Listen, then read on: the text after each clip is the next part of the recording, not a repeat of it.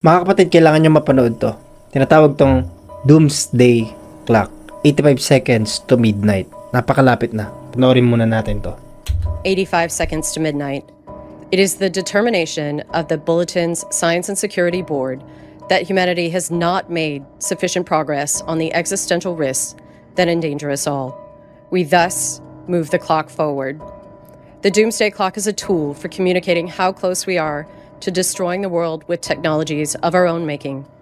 The risks we face from nuclear weapons, climate change, and disruptive technologies are all growing. Every second counts, and we are running out of time. Ang Doomsday Clock ay isang symbolic clock na ginawa po ng Bulletin of the Atomic Scientist. Pinapakita po nito na mas malapit na po ang mundo natin sa pagkawasak, lalo na sa mga nuclear war, climate change, emergent tech risk tulad ng AI at bioweapons. Kung mapapansin niyo po sa symbolic clock po na yan, kapag tumama po sa midnight yung dalawang kamay po ng orasan, katapusan na ng mundo. Symbolical yan. Habang mas malapit po sa hating gabi, mas delikado ang kalagayan ng sangkatauhan. Hindi yung totoong clock, kapatid. Ginawa lang yan ng mga scientists.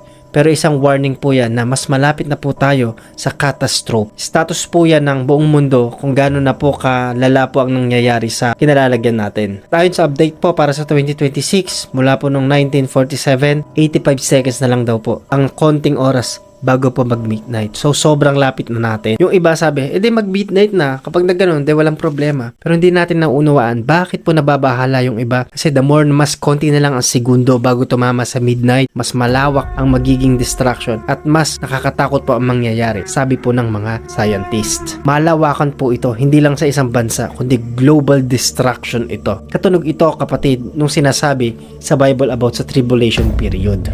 Pero bago pa man po i-create po yung Doomsday Clock, binigyan na tayo po ng heads up ng Panginoong Hesukristo ayon sa Matthew 24. Kaya po, maging handa tayo, kapatid. Kasi bago po dumating yung kalunos-lunos o yung tribulation period, darating muna ang Panginoong Hesukristo sa pamamagitan ng rapture. O ang tanong mo, kailan nakatapusan ng mundo? Napakalapit na. Pero the real question is, paano kung mabubuhay habang nababalitaan mga bagay na ito? Kailangan mong tanggapin ang Panginoong Hesukristo.